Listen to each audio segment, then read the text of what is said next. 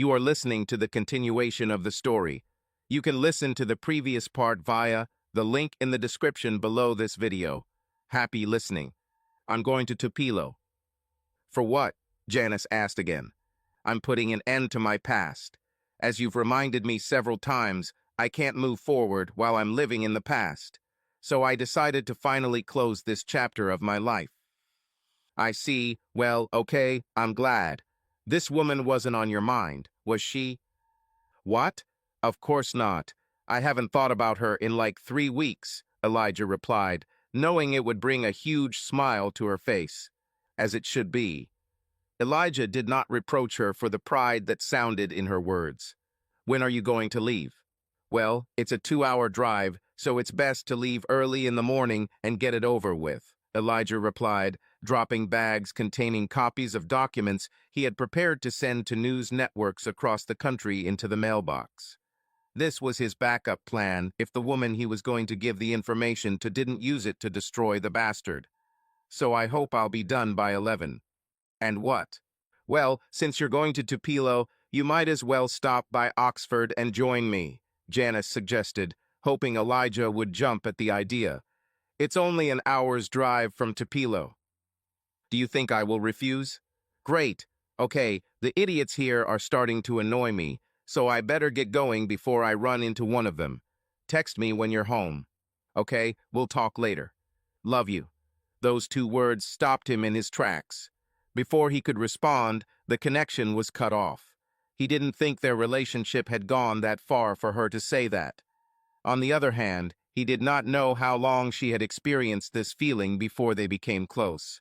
Janice tightened her grip on the steering wheel as their car sped down the winding road leading to her parents' house in Oxford. The wind outside the window quietly rustled the leaves, and Janice's heart beat faster than the speed at which she was driving the car. Her thoughts swirled like a funnel, bringing her back again and again to the words she had spoken hours ago. They sounded too harsh, too direct, too early. Her fingers tensed involuntarily, causing her knuckles to turn white as she fought against the rush of shame. Of course, she felt that every word that came out of her mouth was true. But why say it now? What was the look in Elijah's eyes? She hardly dared to remember. Janice turned sharply into a driveway bordered by neatly trimmed bushes and stopped the car in front of her parents' house. The sunlight reflected from the windows, creating the illusion of calm and warmth, but inside there was a storm raging. She put the handbrake on the car and took a deep breath, but the feeling of tightness in her chest only intensified. Unable to restrain herself, Janice lowered her head and quietly hit her forehead on the steering wheel. The metallic cold was unexpected, but a little sobering. She closed her eyes, desperately praying, "Please God, don't let this ruin our relationship. Don't let this ruin what we have." She understood that what had been done could not be undone, but she was afraid to imagine how Elijah felt. Would he think she was too hasty, or will he be scared? She had no answers. In the distance, the voices of her parents were heard, standing on the porch and waving to her. Janice straightened up, pulling herself together with an effort. Time to worry later, for now she needed to at least try to look calm. She knew it was time to get out of the car, seeing how her father and mother looked at her as she sat there, tormenting herself over what had been said. She just couldn't stop, and she didn't want to. From the moment they started dating, she knew that they were made for each other. She couldn't explain it, but something inside her told her that it was so.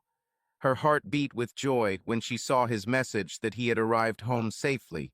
He didn't mention her confession, and for that she was grateful.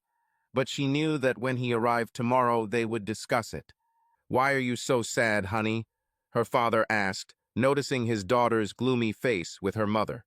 "I think I said something I shouldn't have said, at least not yet," Janice replied, hugging her parents. "Jens, do something manly while my daughter and I talk a little," her mother said, putting an arm around Janice's shoulders and guiding her towards the front door. "Of course, I think I'll go see Greg. This will give you enough time to discuss everything," the father said, kissing his wife and lightly touching his daughter's temple with his lips, after which he went down the steps. "Well, tell me what happened," the mother said, lightly pushing her daughter towards a chair in the kitchen. It was the same chair that Janice had sat in when she was a little girl. "Oh, really?" she exclaimed when she heard what Janice said to Elijah. "Oh, honey, it's not the end of the world," she said lovingly, stroking her daughter's back as she sat with her head down. "Do you want to know something?" "Of course," Janice answered weakly. "I felt the same way about your father when I first saw him many years ago." "Is it true?" Janice muttered in surprise. "Yes, when I first saw him in his school jacket, God, I thought how handsome he was. And then, when he came to me, although I could have invited any girl at school and suggested going to the cinema, I was crazy. Of course, I didn't tell him or show him this, but here," she patted her chest, "I knew. Don't ask me how I realized it, but I knew that he would be my husband." "I'm not saying that everything was smooth and rosy for us," said Janice's mother, her voice sounding soft, but with that firmness that comes only with years of life experience. She was sitting on a cozy sofa in the living room, illuminated by the warm light of an antique lamp. Outside the window, the sun was slowly setting, painting the horizon in delicate shades of pink and gold. "Because you and Stacy probably heard our fights. Your father and I sometimes argued so much that it seemed like the house was about to crack in half. But do you know what the difference is? We held on to each other. We chose love." Her gaze fell on Janice, who was sitting opposite her, her hands wrapped around a cup of hot tea. Steam rose up to her face, creating the illusion of a light fog, behind which tense eyes and worriedly compressed lips were hidden. "The love I felt that first day," the mother continued, her voice becoming softer, as if memories of the past warmed her. "She just grew over the years. Your father and I learned to love each other again after every difficulty, after every failure. This is not a fairy tale, Janice, and things are never that simple. But believe me, there is not a day that I don't thank God for sending me genes." She paused, as if contemplating her next words. At this moment, the ticking of the ancient clock on the wall seemed especially loud. Janice looked at her mother silently, feeling her words penetrate to the very depths of her soul. "If he had not been in my life," the mother continued after a short pause, "both you and your sister would not have existed. There wouldn't be all these years filled with meaning and joy. My heart might still remain empty." She took a sip from her cup and met her daughter's gaze. "So, even if you said it too soon, if Elijah is the man you think he is, then you know this is not the end of your relationship. Love endures such things, and if this is the end of them—" She paused, and her voice trembled slightly, but only for a moment. "So he's not the man I thought he was when your father and I first met him." Janice felt her tension ease a little. She looked down at the tea, thinking about her mother's words. Silence reigned in the room again, but it was a different silence, not heavy, but reassuring. The light outside the window began to fade, enveloping them in the calm and soft warmth of family. "But no buts, dear. Don't think with your head. When it comes to your heart, it will always lead you in the wrong direction. Here," she patted herself on the chest again, "you already know the truth, just as I knew the truth about your father." Janice's cheeks turned noticeably red, but a smile appeared on her face. She thought about her mother's words, and this calmed her down a little. "Thank you, Mom. I just hope he doesn't think I'm crazy," Janice said. Although the heaviness subsided a little, the fear that her feelings would not be reciprocated continued to torment her. "Honey, if he feels something for you, he definitely won't think so. So, is everything serious between you? I know for sure that I'm crazy about him. When we're not together, it's like there's a hole in my heart. And when I'm with him, I feel so protected in his arms," Janice said, her gaze becoming dreamy. "And you didn't feel that way when you were with Tony?" "Not to the same extent as now with Elijah," Janice answered, a little embarrassed by the way her mother smiled slyly at her. "Then that only says one thing, sis," said Stacy, entering her parents' house without knocking. "That you'll have to bring this man here more often to see if he can handle our family," she joked, dodging the oven Mitt her mother threw at her. "So, you said that he was not on good terms with his wife. Why hasn't he divorced yet?" "I can't say," Janice trailed off, unsure if Elijah wanted his personal matters discussed. Well, I'm interested, Stacy said, walking up to her sister and quickly taking her phone from the table. Seriously, do you call him Beau? She teased her sister, moving out of her reach, but not her mother, who spanked her leg as punishment. Don't tease your sister, the mother said sternly. What? I'm just curious. That's what I call Rick too. I think we got that from Mom, Stacy said, grinning as her mother rolled her eyes. Meanwhile, Janice looked scared as her sister dialed Elijah's number and put her on speakerphone. Hello, Janice. Elijah's voice rang out. Stacy noticed her sister's eyes light up and her smile widened upon hearing his voice.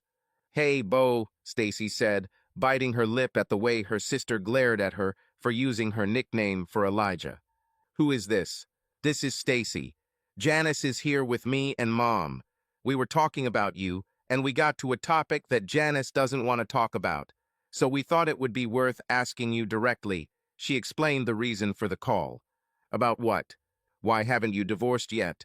You said you no longer live with your wife when we had dinner 8 months ago. So what's the status? Are you married or not? The state still considers us married, it's true, but we are no longer husband and wife. Why are you leading my sister by the nose then, if you're still married?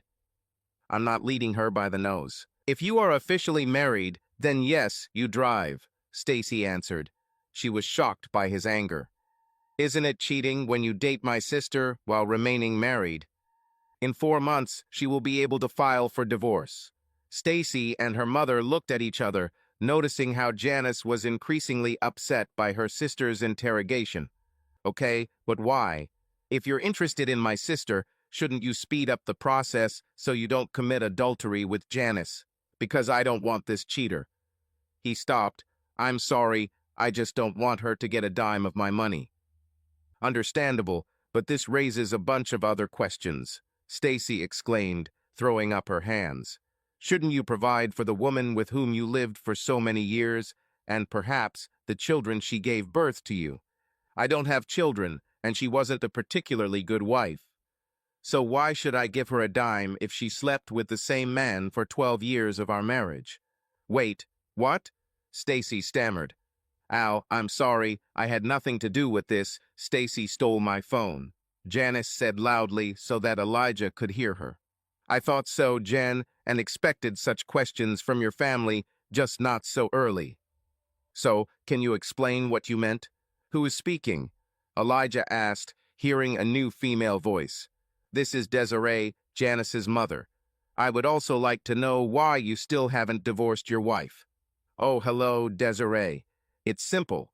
In the first 7 years of our marriage, I thought that we had a loving family, but then it turned out that the daughters whom I raised for these 7 years were not mine. Their father turned out to be a man who is now running for president. Do you have proof of this? Or are you just misdirecting your anger? Of course, I have proof. Do you think I would leave my own children?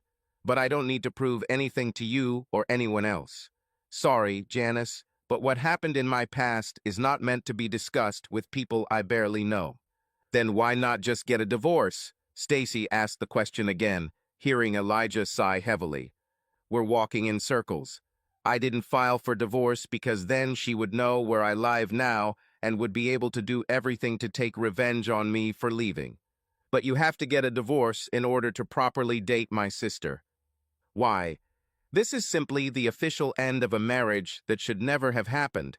We separated long before my relationship with Janice began. So, legally speaking, I am free. I don't like it, Stacy said, expressing her opinion. And this is not about you. This is about me and Janice and how we feel about each other, not what her sister or mother thinks about my situation. Everything will be decided one way or another. Al, I'm sorry. It's okay, Janice. They just care about you. I'll call you back later. With these words, he hung up. Well, it looks like he's not really. Stacy, just shut up, Janice said sharply, surprising her mother and sister. What were you thinking? What will he be happy to talk about with his ex? That he'll just tell you everything, even though you don't know anything about him. Oh, my little sister has fallen in love, Stacy teased, earning a heavy sigh from her sister before Janice ran out to her old room. It was 9:50 in the morning, and Elijah was sitting in the park where Mrs. Marshall had asked to meet. He looked around, trying to do it unobtrusively, and waited for her arrival. He had the feeling that they wanted to set him up, and that all the materials he had collected would not reach their goal. However, his fears were in vain. A woman in a headscarf, large sunglasses, and a light brown raincoat approached him. Her appearance reminded him of a spy movie, which seemed a little dated. "I believe you are Mr. X," Kay asked, stopping a few steps from the table. Hiding her hands in her pockets, she discreetly turned on the voice recorder she had brought with her. She thought that Kevin had sent this man to set her up by passing on supposedly sensational materials that would ultimately turn out to be lies. "It's me." "And you must be Mrs. Marshall," Elijah said, standing up and extending his hand in greeting. "Yes, it's me." She shook his hand and sat down on the opposite side of the table. "You said that you have evidence against Kevin?" "Yes," Elijah said, taking a thick envelope from his jacket and placing it in front of her. He noticed her gaze move to the envelope and then back to him. When he motioned for her to look at the contents, Kay began to study the documents without hesitation. Elijah watched her face register first surprise and then disgust as she leafed through the materials he had collected. "And all this can be confirmed, right?" Kay asked, without taking her eyes off the documents. "Of course," Elijah answered confidently. "Do you think I just made it up? No way. I've been preparing to destroy it for years and knew the fake wouldn't work. It was necessary to obtain solid evidence of his crimes. Otherwise, he would have simply gotten away with it. But I am nobody, no one will believe me. But you," he emphasized, pointing at her, "you have an audience. You have a reputation. People would rather believe you than me." "Is this all you have?" she clarified, looking at him warily. "These are only copies. I keep the originals with me just in case, you know," he explained, receiving an approving nod from her. "Understand. It will take me and my team a few days to study everything. If what you say is true, then I'm sure Kevin will be removed from the election." "No," Elijah interrupted her harshly, looking her straight in the eyes. "You think too narrowly. I want it to be completely destroyed. Sir, I understand your anger, but this is not what I want." "I promise I'll use it," Kay said, standing up, assuming their meeting was over. She took the envelope, unaware that the news channels Elijah had already sent the material to would act much harsher. Elijah was unhappy with her answer, but knew that at the very least, Kevin would have to fight on two fronts at once. And history, as he knew, had proven more than once that no one could win in such a situation. Taking out his phone, he headed to his car, parked nearby. He didn't want anyone to know who he met this morning or why. "Hello, have you finished your business?" Janice's voice came from the other end of the line as soon as she answered. "Yes, everything is done. So you still want me to come over?" Elijah asked, getting behind the wheel. "Certainly. Is it necessary to ask?" "Okay, I'll be there in an hour. But if your family starts questioning me, I'll leave." "Fair. And if you leave, I will follow you." She laughed softly. "Is that so? Are we still going to discuss what you said yesterday?" "Want? I think it's worth it, don't you?" He answered the question with a question. "Okay, but I don't want to discuss this over the phone." "Okay, then I'll see you in an hour." Janice literally ran out of her parents' house when Elijah's car parked next to hers. Her blonde hair fluttered in the wind as she ran up to him with a smile on her face.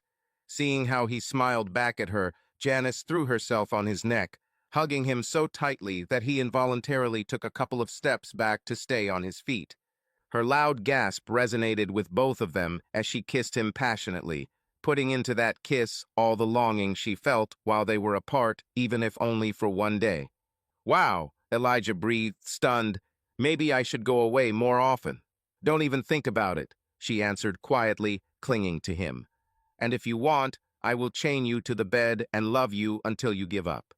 What a turn. "I didn't know you were like this," he joked, watching her cheeks turn red. "Oh, you still don't know a lot about me," she answered with a sly glint in her eyes. "Let's go." She gently pulled him by the hand, directing him to the porch. "Good afternoon, Elijah," Jens greeted, nodding to him. "Hello, Mr. and Mrs. Ortiz." "Nice to see you again," Elijah said, nodding politely in response. "Hi, Elijah," Desiree greeted him warmly, shaking his hand. "You said you were from Indiana?" Jens asked, gesturing for everyone to enter the house. "Yes," Elijah confirmed. "From which regions?"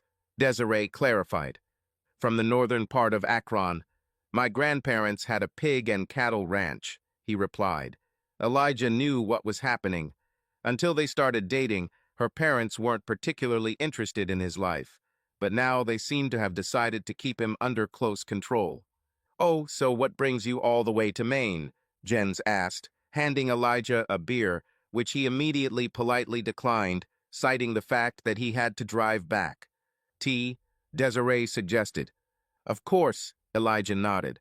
"A promotion like the one that brought me here." "So what brings you here?" Jans asked, inviting them into his living room. "I had business in Tupelo, and Janice," he smiled at her, and she blushed slightly when she heard her name. "Decided to see if I would come see her since I was nearby," Elijah replied, looking down at her hand, which she gently placed on his. "So how did it go?" Janice asked, stroking his hand with her thumb with slight tenderness. "Not the way I wanted, but it's a start," Elijah admitted. He wondered how news outlets would react to the information he sent them. He wanted them to take her seriously. He could hardly keep the evil grin on his face at the thought of how O'Kelly would take it all when the world began to crumble around him. "Elijah, can I call you Al?" Stacy asked, noticing her sister narrowed her eyes at the question. "No, no offense, but we don't know each other well enough yet," Elijah said bluntly, not noticing how this made Janice smile. "What if we meet?" Stacy continued. "Then try it," Elijah shrugged, feeling Janice gently squeeze his hand. "Elijah, do you ever come back to Indiana to visit your parents?" Jans asked, sitting down in the chair that he considered his throne, overlooking his small kingdom. "No," Elijah replied, becoming emotionally tense. "Why?" Janice asked in a whisper. She didn't know about it, and it surprised her. "I never knew them. But my grandparents, who raised me, yes, I visited them every chance I got while they were alive," Elijah replied, noticing the shock on the faces of Janice and her family. "Do you know why they left you?" Desiree asked with a motherly note in her voice, but with a hint of anger. She was outraged that someone could abandon their child. She noticed that this also affected Jans, although he did not show it. "No, and I was never interested. I felt it would be disrespectful to those who raised me, even though it was not their responsibility," Elijah said. He knew the reason, but he had no intention of sharing such information. He wanted those who abandoned him to remain in the past. When they met at his grandparents' funeral, he bluntly said that he saw no value in them for himself and stated that he never wanted to see them again, even on a superficial level. Since then, 6 years after their death, he has not heard anything about them. "Can I expect the same devotion you showed to your grandparents while you're around my daughter?" Jans asked in a protective, fatherly tone.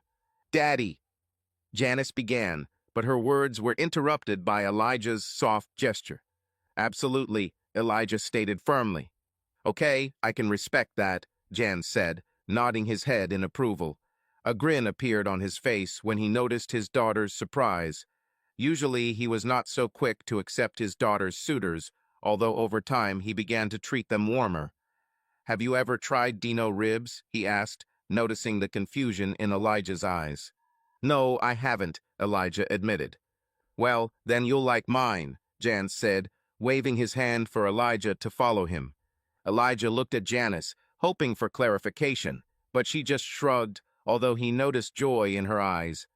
Following Janes through the back door, Elijah noticed a number of large smokehouses, which he guessed were mounted on the frame of the trailer. He couldn't help but smell the sweet, juicy aroma coming from the smokehouse that was currently in use. "I do barbecue catering, in case you were wondering," Jan said over his shoulder, lifting the lid of a 500-gallon smokehouse. A cloud of mesquite smoke enveloped his face as his experienced eye assessed the crust of 4 large ribs to see if they were ready to wrap. Once he was sure it was time, he took out a metal pan, into which he first poured a couple of tablespoons of beef fat, so that it would be saturated with the aroma of smoke during cooking. The sheen of grease that formed during these hours confirmed the correctness of his method. "Have you ever wrapped ribs? Look, it's nothing complicated," he said, nodding towards the prepared workbench. Elijah watched as Jans first spooned the grease onto the paper, then spread it over the surface with his latex-gloved hand. Approaching the smokehouse, he opened it with one hand and with the other pulled out the ribs by the bone, using an insulated glove so as not to get burned. Placing the meat on the paper, he wrapped it with a deft movement. "Can you handle it?" Jans asked, finishing the process. "I think yes, but why do you want me to do this? Surely Rick could have done a better job," Elijah answered, taking the gloves from Jans's hands. "Oh, I know I could handle it, but if you're going to date my daughter, I need to make sure this guy knows how to handle meat." Jans egged him on, challenging him. "How much paper do you need?" Elijah clarified, accepting the challenge. 18 inches, James replied with a grin, turning back to the smokehouse. He smiled approvingly when he saw that Elijah was ready to go. There was no need to say too much. Jans believed that the guy would understand everything. After closing the smoker to allow the ribs to cook in their wrappers for another hour, he added a small piece of wood, maintaining the temperature at 275 degrees to completely render the fat. "So it's catering," Elijah said thoughtfully, watching Jans. "Yeah, I even barbecue for our church when they have their annual sale," Johns replied, checking another smoker to make sure it was ready for the event planned in a month. "Yeah," Jane chuckled, deciding to do everything possible for the upcoming event. "Judging by the smell of these ribs, I think the church is selling out quickly," Elijah remarked, slightly flattered, causing Jans to smile with satisfaction. "Wait an hour and you'll be hooked on my barbecue," Jans boasted, slapping his stomach with a loud laugh. "Dad?" Janice's voice rang out in the yard as she left the house. "What?" Jans answered loudly. "Mom is calling you," she said, coming closer. Her eyes met his, and she saw that he approved of her choice of companion, which filled her heart with joy.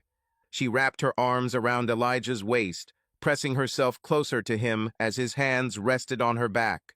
She hoped that these hands would be with her for a long time. "I hope my parents don't embarrass you," she whispered, looking up. "No, they're just caring parents," Elijah said, not expecting her kiss, but not about to complain either. "Okay, I want you to get along with everyone," Janice said softly. As Janice led Elijah out of her parents' house and into the spacious backyard, her voice was soft and warm, as if she were sharing the most intimate pages of her childhood. The sun slowly sank towards the horizon, coloring everything around in golden and orange tones. The yard was surrounded by greenery. There were well-groomed bushes, old trees with spreading crowns, and a small pond, sparkling in the rays of the passing day. She pointed to the massive oak tree that stood in the very center of the yard. "There, by that tree, I often hid when my sister and I played hide and seek. His trunk was so huge that I could completely hide behind it. Stacy could never find me there, and this place became my little refuge." She smiled, as if she saw a little of herself in front of her, with dirty knees and carefree joy in her eyes. Elijah listened carefully, nodding occasionally and hanging on her every word. He looked at her with a warm smile, watching her transform as she talked about her past. "And there," Janice pointed to an old wooden gazebo, slightly overgrown with vines, "I received my first kiss." Her voice became thoughtful for a moment, and her gaze was directed somewhere into the distance. Elijah noticed this change and asked softly, "And how was it?" She laughed, shaking her head as if to banish a slight sadness. "It was completely ridiculous," Janice admitted with a slight smile. "Mitchell, the boy next door, was so timid. He kept looking around, afraid that someone would see us. He ended up getting so nervous that he almost fell when he tried to lean towards me. I barely had time to catch his hand, and then he quickly kissed me and ran away, red as a tomato." She fell silent, but her smile became a little sad. "Sometimes I wonder what could have happened between us if he hadn't died." Janice sighed quietly. Her gaze slid to the pond, which reflected the golden reflections of the sunset. He was so kind, so funny. He and I dreamed together about how we would grow up, how one day we would have our own small house with a huge garden. But she turned to Elijah, as if apologizing for letting her memories carry her so far away. A month after that kiss, he died in a farming accident. His tractor overturned in one of the fields. It was the first time I truly understood how quickly things can change, how life can take someone so suddenly. Elijah put his hand on her shoulder, squeezing it lightly, letting her know that she was not alone. Janice met his gaze and smiled faintly, feeling the warmth of his support. They continued their walk around the yard, but the silence that hung between them was no longer oppressive, but filled with meaning, as if the air itself held the memory of the past that she had entrusted to it. By 5 in the evening, Elijah and Janice, slightly tired after walking around the grounds of her parents' house, sat down at the dinner table in the cozy dining room. The room was filled with the warm light of lamps and aromas that made it impossible not to feel hungry. The wooden table, covered with a cream tablecloth with hand-embroidered patterns, was set with a variety of dishes, each of which looked as if it had been prepared with special love. Elijah looked with interest at the culinary masterpieces that Desiree had created. In the middle of the table sat a large bowl of banana pudding, its creamy texture looking fluffy and smooth. Rick stood nearby, proudly explaining that he learned the pudding recipe from his mother, who once prepared it for the whole family for every celebration. On the other side of the table, fried okra was neatly arranged on a wide clay plate. Its golden breaded crust exuded a delicious aroma of spices that almost made Elijah's stomach growl.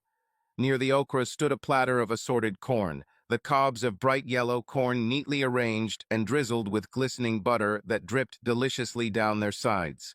The corn exuded a sweetish aroma that mixed with the smell of baked beans, exuding light notes of tomato sauce and smoked meats. It was all served on a porcelain platter given to Desiree by her mother on her wedding day, adding a touching touch of family tradition to the setting. However, the star of this dinner was without a doubt the smoky ribs, which Jens brought out on a large platter after everyone had already taken their seats. The ribs, coated in a thick layer of glaze, glimmered in the light, exuding a delicious aroma of smoked meat and sweet, spicy sauce. The glaze caramelized slightly, forming a thin, shiny crust that begged to be tried. Under the ribs there was a layer of fried potatoes soaked in the juices of the meat. Elijah felt his stomach churn with anticipation, but he couldn't help but notice how everyone else was also looking at the ribs, as if it were a piece of art worthy of a museum. Janice, who was sitting next to him, smiled furtively when she saw him glance at the dish being served. "Don't be shy," she whispered with a slight laugh. "We have a rule: eat as much as you can. And don't forget to try the banana pudding. Dad won't be upset if you miss him." Her words caused general laughter at the table, and the atmosphere was instantly filled with warmth and a feeling of family comfort. Elijah felt a little uneasy when, as he was about to reach for some okra, he noticed that everyone was sitting with their heads bowed, praying. He quickly removed his hand, not wanting to offend the owners in their house. However, his gaze returned to the ribs. The juice was dripping from them, promising an incredible taste. When the prayer ended, no one began to waste time. They began to pass dishes to each other, filling the plates. Elijah, unknowingly, found himself the center of attention when he picked up the prime rib and tasted it. As soon as he greedily reached for the second piece, the whole family laughed. "Well, did you like it?" Janice asked with a sly smile. "You better bring home a couple of pounds," Elijah whispered, covering himself with a napkin, which made Janice smile even wider. Jans also heard this request and grinned. Lunch lasted almost an hour. After the dishes were cleared away, banana pudding arrived. Desiree handed out portions, putting it on plates for the family and guests. "You don't mind if I stay with you tomorrow evening, do you?"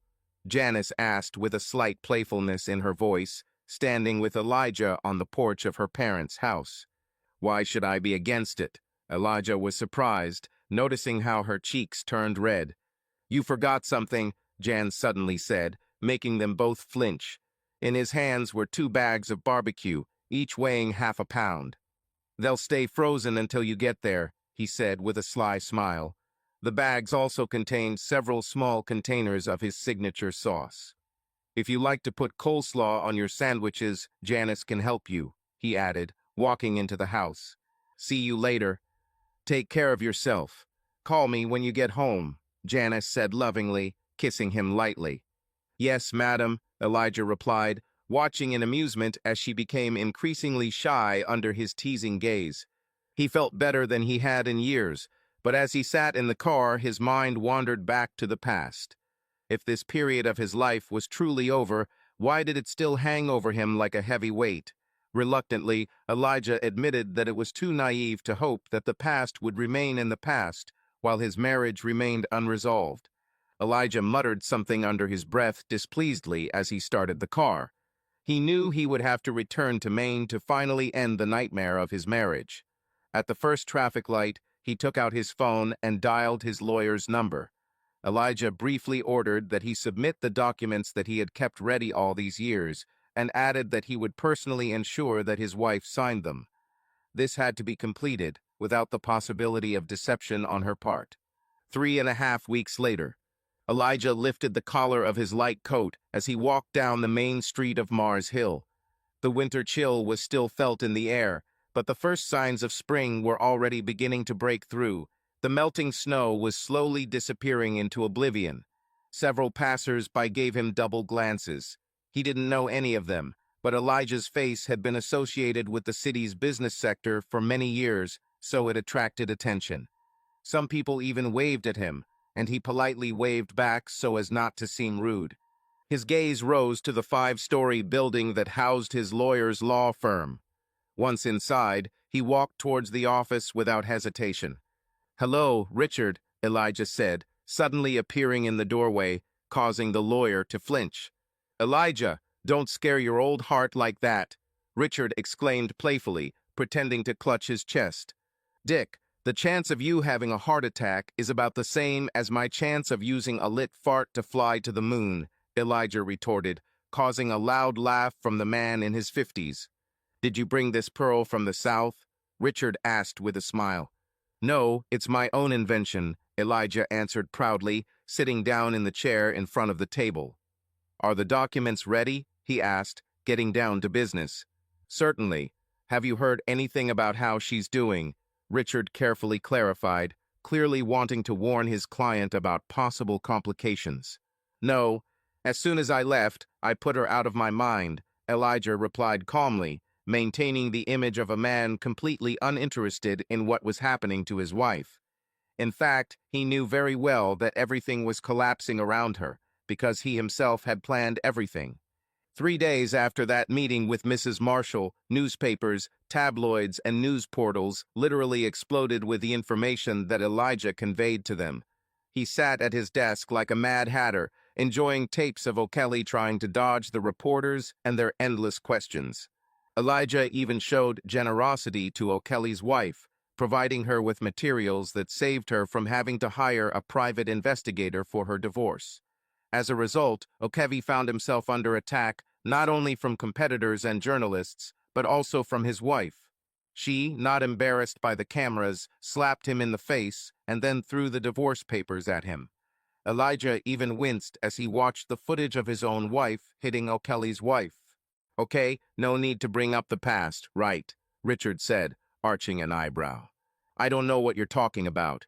There wasn't even a past there," Elijah answered coldly, getting up from his seat and taking the papers.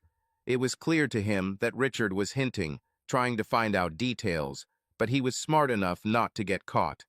While going down the elevator, Elijah took out his phone. He looked back at his wife's number, sighing in annoyance, but knew that this had to be done to finally complete everything. When the line connected, he heard an irritated voice.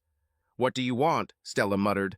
"Meet me at the Rusty Crab in 30 minutes, Elijah said sternly. "Elijah, I don't have time for your nonsense.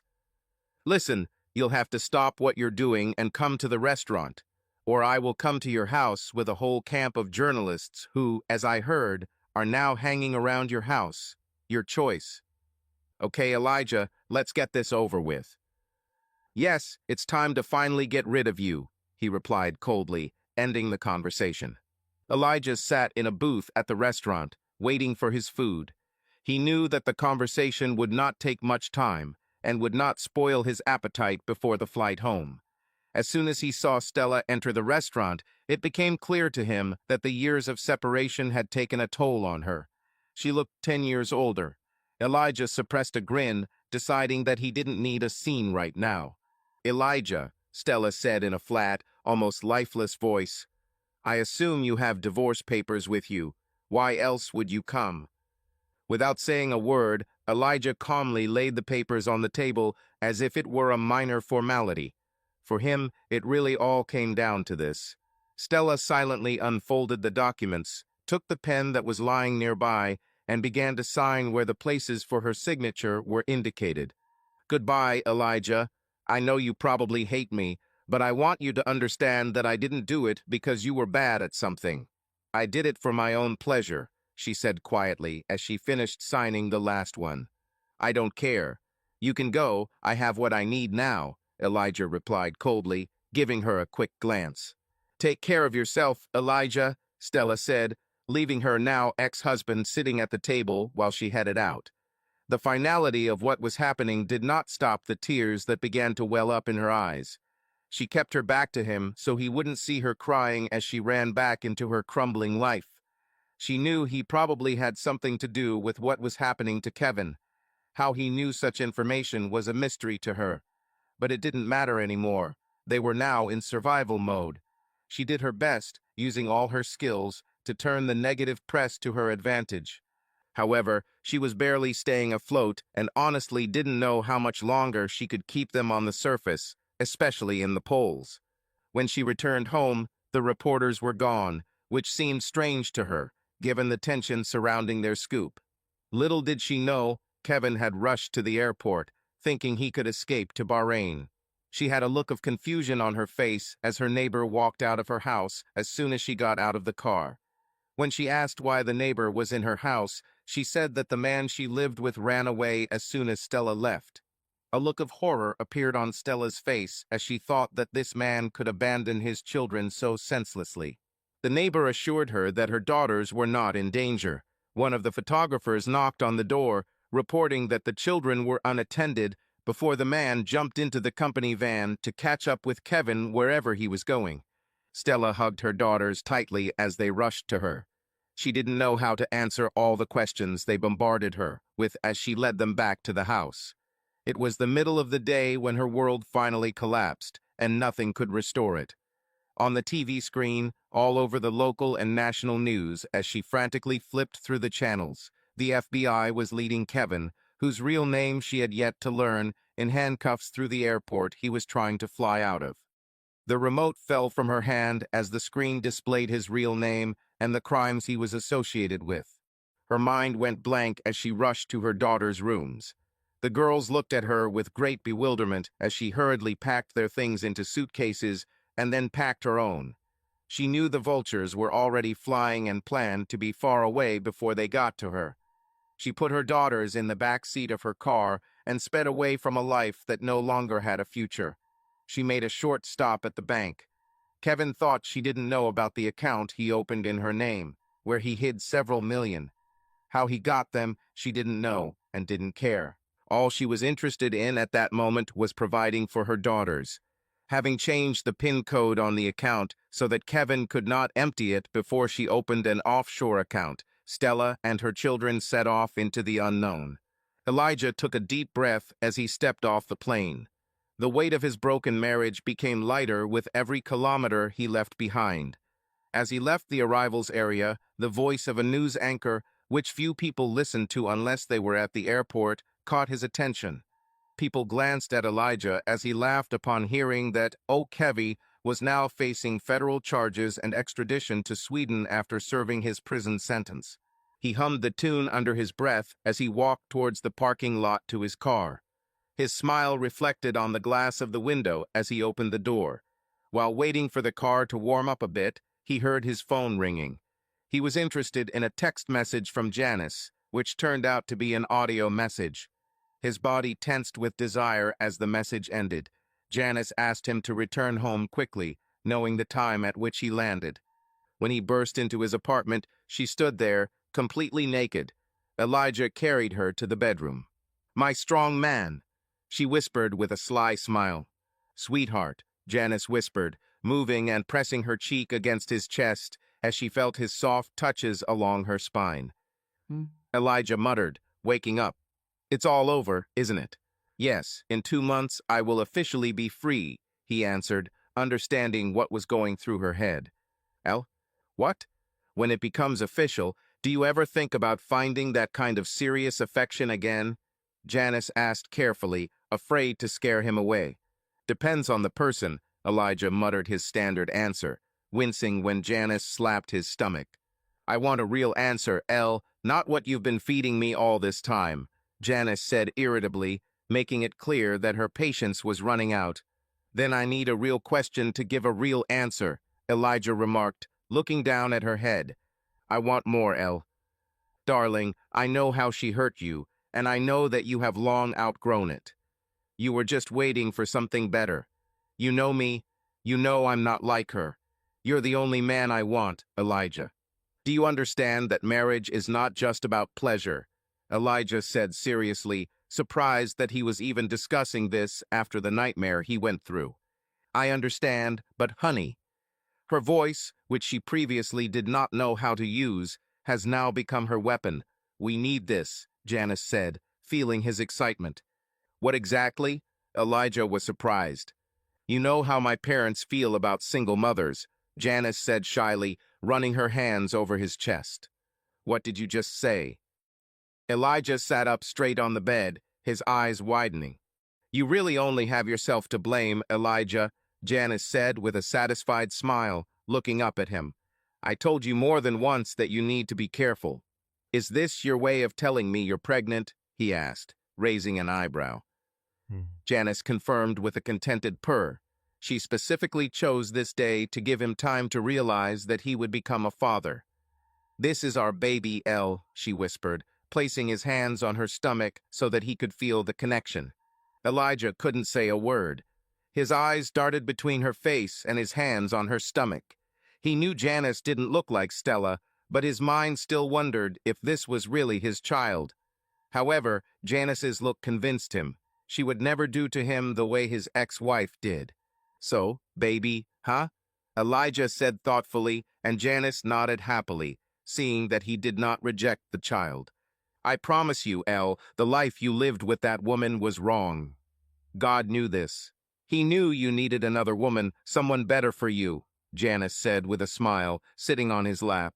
Her body seemed to be reaching out to him, trying to become one. "Oh, really?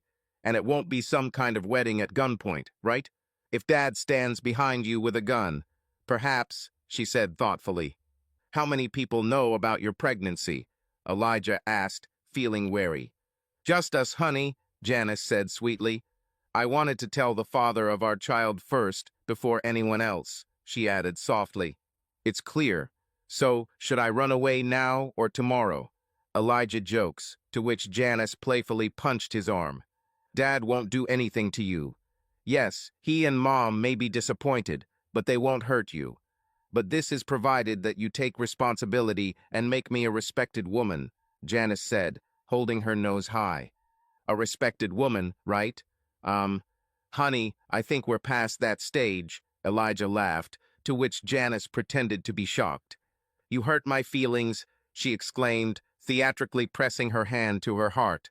Her laughter filled the room as Elijah took the initiative, pushing her onto her back. "Mr. Wilkins, what are you going to do to me?" she asked in an innocent voice. "That's it," he answered. Later, while standing in the shower, Elijah was washing his hair when he heard her voice from the other room. "El," Janice shouted. "What?" he responded, turning his head towards the bathroom door. "When you're done, get dressed." "We're going to my parents'," she said, as if nothing had happened. Why?" he asked, not understanding the reasons. "Today is barbecue day at our church." "Daddy's already lighting the smokers, so everyone needs to be ready," she said with a wide smile, perfectly aware of Elijah's gaze through the shower curtain. "Jan." "No, Jan," she said, shaking her finger. "We're getting married soon, so you'll have to get used to family events," she said, as if it were obvious. "So, helping relatives will be mutual, right?" he asked, resigned to the inevitable. "Of course, Elle. Your family is my family and my family is yours," Janice said, showing that she was serious. "When you are ready to introduce your wife to your family," she added dreamily. "You know, I haven't even agreed yet." His attempt to protest was interrupted when the shower curtain was abruptly pulled back. "You mean that you will take care of the woman who is carrying your child, you will become a father to this baby. And don't look at me as if I fell from the moon. I know for sure that you love me because you forgave me for the incident when I ate the last of your favorite mini pie. But I know no one dares to encroach on the man's pie," Janice said with feigned anger.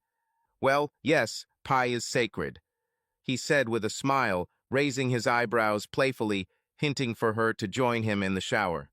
After. "Now hurry up, because you're going to marry me anyway," Janice said, nodding confidently as if everything had already been decided, and closed the curtain. When they arrived at Janice's parents' house, the smell of smoke tickled Elijah's nose. He noticed that Rick and Stacy's truck was parked in its usual spot. They lived at the other end of the property due to their full-time work on the roads. Elijah frowned slightly as he noticed steam where there shouldn't have been any, not realizing that it was Rick's homemade 30-gallon still in which he was brewing his version of spiced rum. "Hey, Janice, Elijah," Rick greeted them, walking around his mother-in-law's house. "Do you want to try?" He offered a bottle of his homemade ale to Janice, who usually happily agreed, but this time refused. "You are sure?" Rick asked, shrugging when she refused again. "Do you want to try?" he asked, handing the bottle to Elijah. "What is this?" Elijah asked carefully, looking at the bottle. "This is my signature breakfast ale. Try it, you'll definitely like it," Rick encouraged him, handing him a bottle. "What exactly is this? Beer or an unusual bottle?" Elijah muttered, studying the drink until Janice stepped closer and opened the lid in one motion. Elijah carefully sniffed the contents, and his eyes widened at the unexpectedly pleasant smell. "That cinnamon scent got you hooked, didn't it?" Rick laughed, noticing Elijah's surprise. "Okay, what brand is this?" Elijah asked, sensing that this was clearly not store-bought beer. "Have you ever tried homemade beer?" Rick looked at Elijah with obvious amazement, as if he had just admitted that he had never seen the stars.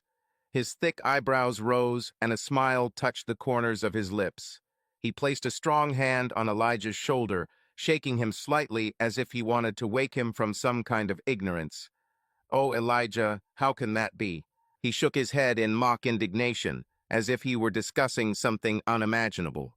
"Listen, Guy, now I'll be like the Almighty himself, and I'll pass on the wisdom of generations to you," he solemnly declared, stretching his hand to the side, as if he was going to appeal to heaven. His voice sounded with feigned grandiosity, but with a clear note of friendly enthusiasm.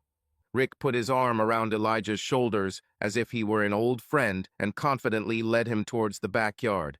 There, under the evening sky, a special atmosphere reigned. Against the backdrop of a slightly pinkish sunset, two huge smokehouses towered, from which emanated the alluring aroma of wood smoke and spicy spices. The air was filled with the smell of roasting meat, mingling with the slight bitterness emanating from several beer bottles that stood on an old wooden table. Rick stopped near one of the smokehouses, looked meaningfully at Elijah, and continued with a grin. "As soon as you promise not to throw away the bottles, I will send you home with 6 bottles of the new variety that I just bottled yesterday." He winked, like someone sharing something extremely important, and gave Elijah a friendly pat on the back. He laughed, feeling Rick's good-natured and slightly cunning energy made him relax. "Seriously," Rick added, grabbing the wooden lid of the smokehouse, "you just have to try it. This is not some mass-produced supermarket product. The soul is invested here." Rick lifted the lid of the smokehouse, and a thick cloud of fragrant smoke poured out, revealing rows of delicious, oozing ribs that were neatly laid out on the grill.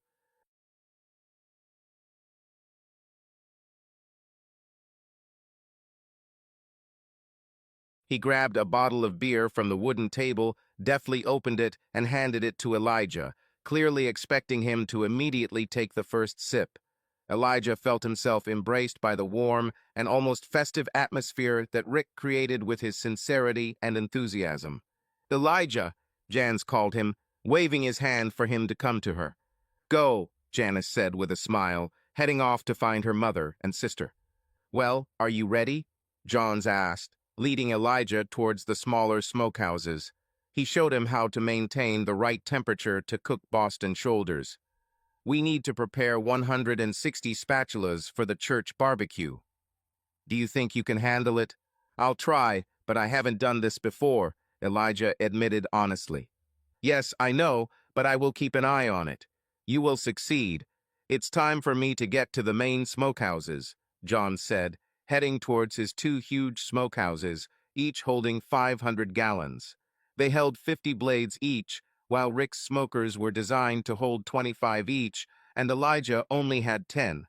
Together, they expected to feed about 1,200 to 1,400 people. Johns looked back, hearing the sound of wood chopping, and was surprised to see that it was not Rick, but Elijah, who was easily cutting up logs to throw them on the fire. Meanwhile, Janice entered the kitchen through the back door.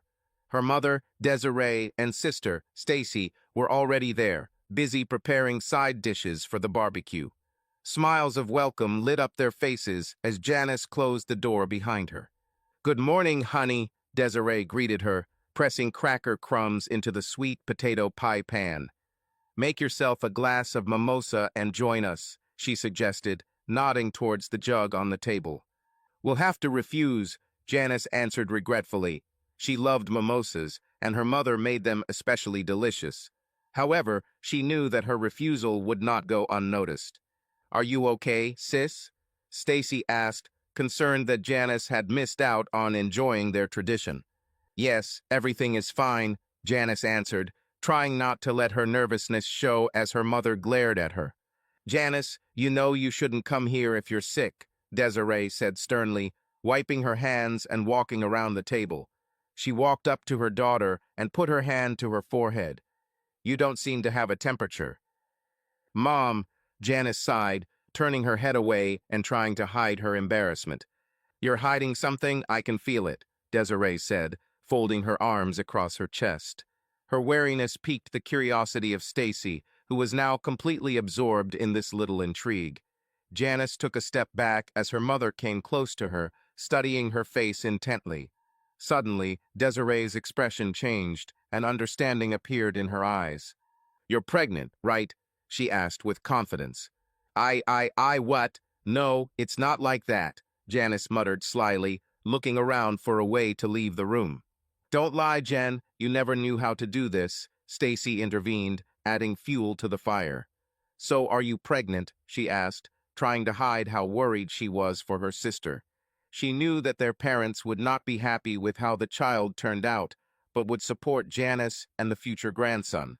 "Stacy, look after your sister. Your father needs to know about this," Desiree said in the stern voice that all mothers use to instill fear in their children. She turned to the back door, decisively opened it, and screamed for Jans.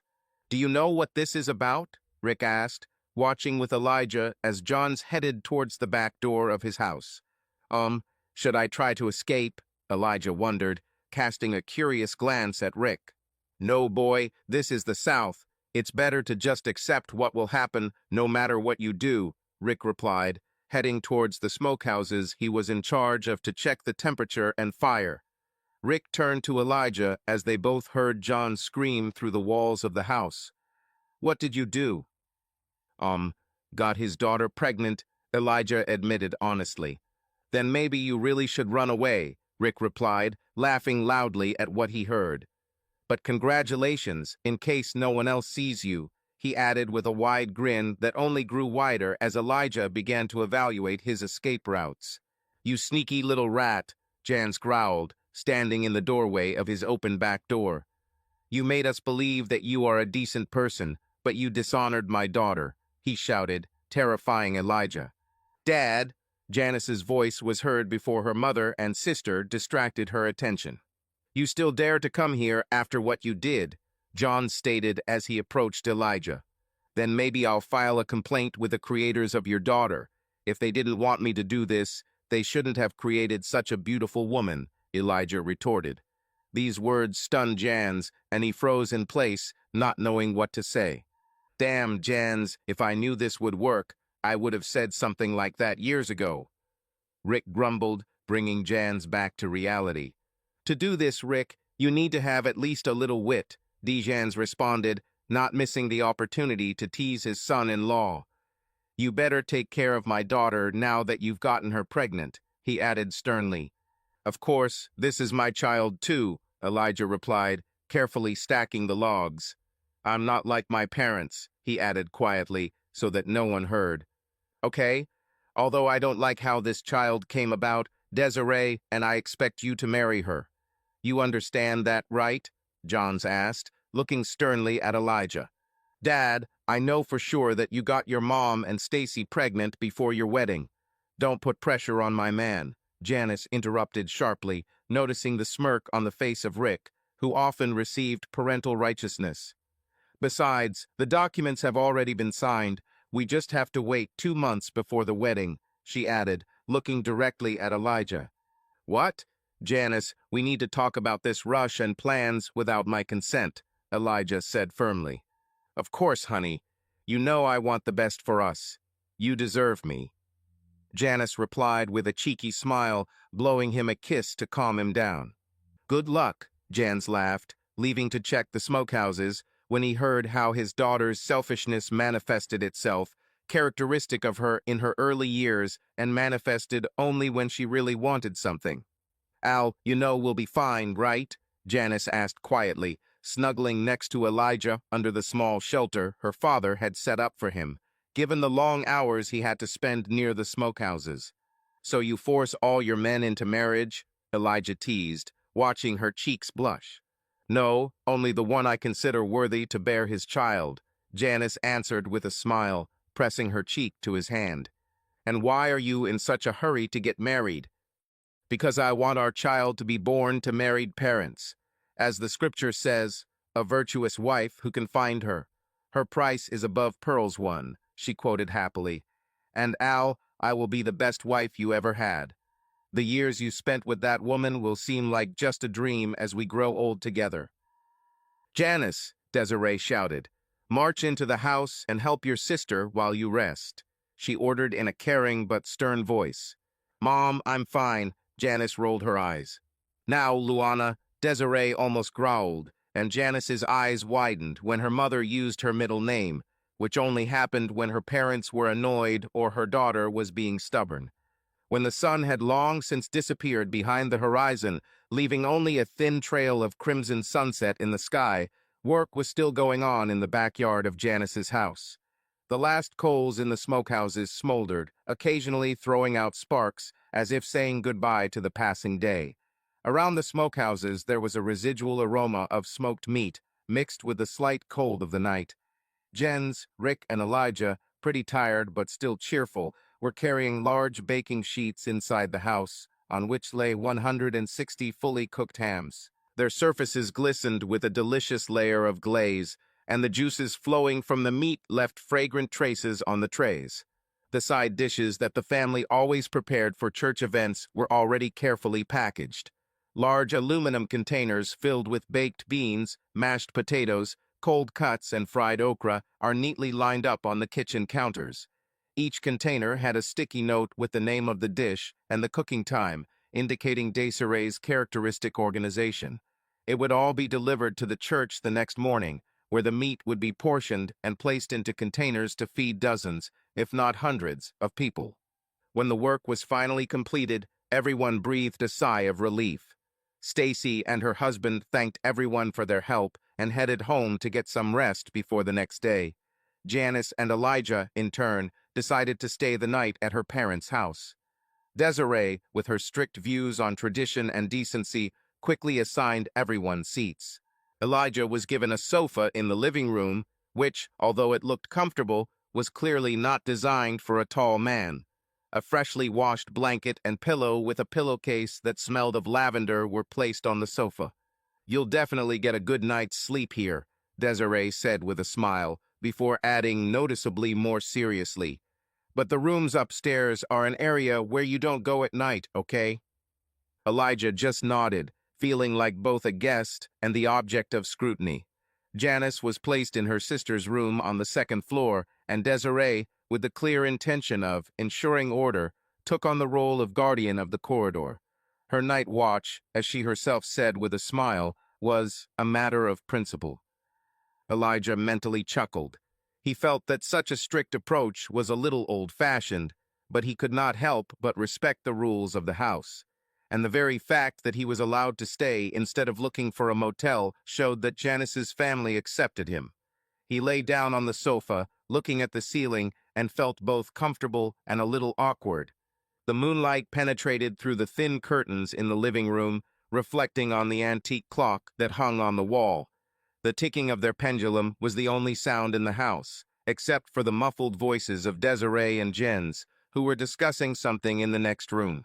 Wrapping himself in the blanket, Elijah closed his eyes, finally allowing himself to relax. This house, filled with the aromas of cooking, friendliness, and slightly strict but caring traditions, was beginning to feel to him like something more than just a place to sleep. When Elijah woke up in the morning, Janice stood in front of him with a cup of coffee in her hands. Her eyes sparkled with pleasure as she brought the mug to her lips. Running her nails through his hair, she walked past him. "Can you two help us today before you head back to Jackson?" Jans asked, sprinkling pepper on his eggs. With what exactly, Elijah clarified carefully, hoping that it wouldn't take all day because he had other plans. "With carrying meat to church, but what else?" Jans answered, looking at him as if he didn't understand something. "Only a carrier, right?" Elijah clarified. "That's right, just this." "Then you can go," Johns confirmed, knowing not to overload Elijah. "Okay, that suits me," Elijah agreed, breaking the yolk of an egg and dipping a piece of toast into it. Janice showed him the way to the church, although Rick could have just listened. His powerful truck was quite loud. As soon as they arrived at the nearly century-old St. Mary's Church, dozens of people were already unloading meat from Jan's car. Elijah heard a joyful buzz of voices as he closed the car door and opened the trunk. He watched in amazement as Janice's family started conversations with people so easily and naturally. Although, considering how many years her family had attended this church, he shouldn't have been surprised. As he carried one of the many trays of meat through the back door of the kitchen, he noticed how organized everything was. Volunteers weighed the meat, putting it into half-pound and pound bags for sale, separate from those destined for sandwiches. "Jans," the voice of the church pastor cut through the noise of the crowd. "I immediately realized that I smelled your signature smoke," said a man of about 50, hugging Jans like a man. "You know I'm always here, Joe," Jans answered his old friend with a warm smile. "I always know that the church can be relied upon when it has a need. Desiree, didn't you bring those same brownies from last year? Otherwise, we might have a full-blown riot," the pastor jokes, greeting Desiree as an old acquaintance. They had actually known each other for a long time. They had even dated back in their senior year of high school. After that, they maintained friendly relations. "Where's the fun in giving people what they want right away?" Desiree replied, causing laughter among the women in the kitchen. Elijah placed the tray where Janice pointed and went out again to get the next one. While he was carrying the meat, he noticed Janice tucking a strand of hair behind her ear. Her face lit up with a warm smile whenever she glanced at him, talking to those he considered her acquaintances from childhood. As Elijah helped Rick move the last of the trays, he noticed another truck and trailer that had just pulled up. "Whatever happens, don't make a scene, especially here," Rick warned him, pointing to the truck. "What?" Elijah responded in surprise. Rick just nodded towards the car, as if that explained everything. "Can you explain?" Elijah asked, noticing how Rick's jaw clenched. "This is Bo Zanrich. He always thinks he's the big man in our little town, when in fact, his restaurant is only kept going because of his father's money," Rick began to explain. "This guy thinks his barbecue is holy shit when it's no different from any fast food chain." "And what did he do?" Elijah clarified, realizing that not everything is so simple here. Tried to woo my wife, Rick answered. And not just Stacy. He always had his eye on Janice, and when she left town, he switched to my wife until I put him in his place. Sure, Elijah said coldly. Images from his past came to mind, and he became tense. If he doesn't touch my girlfriend, I won't do anything either. Fine, Rick answered briefly, heading towards the kitchen with Elijah. When Bo entered the kitchen, his loud voice could be heard long before he arrived. He was followed by a group of young guys carrying trays of meat, 3 each. They silently handed them over to the volunteers and went off to get the next ones. Rick put his arm around Stacy's shoulders protectively as Bo stood in the doorway with a smug smile. He silently demonstrated that he could win her if he wanted, but his true interest was in Janice. Seeing her with a stranger, he tensed. Janice. His voice became soft, but there was irritation in it. I didn't know you were back. Where is your... What's his name? He began, looking around for Tony, who she was with earlier. Hey, Bo. We broke up, Janice answered politely. Oh, so you might be ready. He began, but was interrupted by Elijah stepping forward. Look, I don't know you, and it doesn't matter right now. She's my girlfriend, so keep your intentions to yourself. Elijah said calmly but firmly, looking intently at Bo. Bo froze for a moment, his face remaining impassive, even though he was clearly angry inside. How long have you been dating? He asked. 1.5 years, Elijah lied, feeling Stacy glare at him for lying in the church. Well, I hope everything works out for you, Bo said with feigned politeness as he left. As he walked away, Elijah felt tension grip his shoulders. Janice's light touch on his back helped him relax a little. Should I be worried? He asked, looking at her over his shoulder. Because of Bo? She couldn't help but laugh. Of course not. I am yours and only yours. I don't like it when you lie in church, but I understand why you did it. I don't think God is too angry with you. Stacy remarked, smiling happily, that her little sister had someone to protect. Elijah kept his opinions about God to himself, considering where they were. The last thing he wanted was to be tied up and abandoned in the woods, where dueling banjos could be heard. He saw the movie Deliverance and did not intend to repeat his plot. Elijah, be careful on the road and be sure to come to our family dinner next Saturday, said Jans, shaking his hand. Elijah was about to answer, but he felt Janice tug on his arm, drawing his attention. Please, Elijah, she said quietly. You must remind me, he replied, to which Janice nodded. Of course, she said happily, pleased that he was at least trying. Just a warning, I might be on the phone, Elijah warned. Work? Asked Desiree. No, Ravens play against Steelers at this time, he answered honestly. Oh, so you're a football fan, huh? Jan smiled widely, causing his wife to roll her eyes. Then you won't have to sit on your phone. You can watch the game in peace at our house. Agreed, Elijah nodded briefly. That's good. Now you two drive home carefully. Janice, text me when you get there, said Jans, saying goodbye to his daughter. And keep me updated on your doctor's appointments. If you need anything, call me. Desiree whispered in her daughter's ear, and Janice nodded in response. She was on the run for 4 months. If only she knew that the money in that account was connected to dangerous people. Stella sat heavily on the steering wheel of the used car she had recently bought. She stopped at a roadside stop after a month of endless driving, trying to get ahead of those who were hunting for money. She first noticed them in a small town in Oregon, where she moved with her daughters, fleeing Maine after her life fell apart. These people didn't recognize her when she saw them leaving the store, but from their appearance it was clear who they were. They stood out like an eyesore. That same night she gathered her girls and left secretly. Since then, she avoided crowded places, choosing small forgotten towns where there were almost no strangers. Now, sitting behind the wheel, she glanced in the rearview mirror, where her daughters were sleeping in the chairs. The conversation on the phone 3 hours ago echoed in her head. Tears rolled down her cheeks as she remembered her mother's last words. These people used her phone to video call her. She begged them not to touch her mother, but they killed her, saying that this was payment for chasing Stella. You have 2 days to return what belongs to us, otherwise your father will be next, then your stepmother, they stated before the connection was cut off. Her head turned to the left, hoping that the last hope would hear her last plea for mercy, feeling that she would not see another day before she returned the money. Wiping tears from her cheeks, she sobbed and looked at the sign for Elijah's hometown as she started the car. She knew he might hate her and her daughters for the way they treated him, but at least he would take care of the girls even if he didn't do it himself. As she pulled out onto the highway, she scrolled through her contacts list. Stella didn't know why she still kept his number, considering how things ended between them.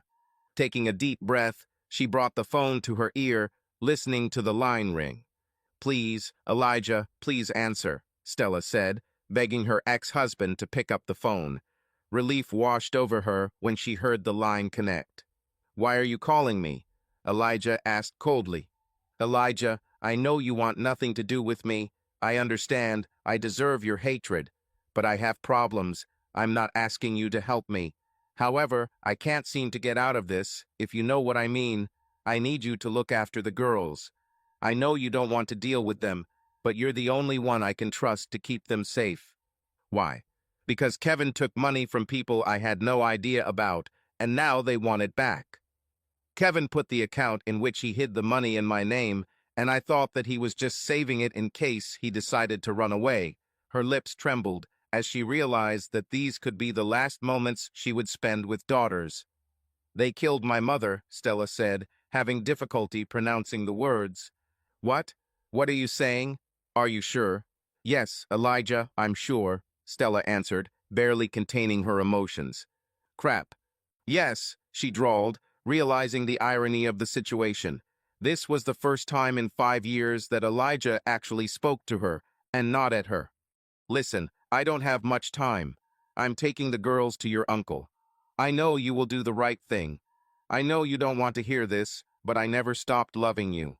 I became greedy and wanted everything, losing sight of the reason I married you," Stella said as she saw the driveway approaching Uncle Elijah's house. "If this is my last night on Earth, I want you to know how sorry I am for everything that happened. If I hadn't been greedy, you might not have been married to me for so long. I hope one day you will forgive me."